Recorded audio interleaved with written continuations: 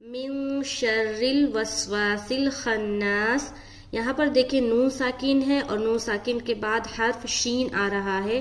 لہٰذا یہاں پر اخفا کرنا ہے۔ اخفا کہتے ہیں ناک میں نون کی آواز کو چھپانا، اور یہ اخفا جو ہے 15 حرف میں ہوتا ہے، جبکہ وہ 15 حرف میں سے کوئی بھی حرف تنوین یا نون ساکن کے بعد آ جائے۔ تو یہاں پر نون ساکن کے بعد شین ہے، یہاں پر اخفا کریں گے من شر شر، را سے ملا رہے شین کو، را کے نیچے زیر ہے تو را باریک ہوگی، اس کے بعد را کو پھر لام سے ملائیں گے، شر وسواسل، سین کی آواز آئے گی سٹی کی، وسواسل خناس،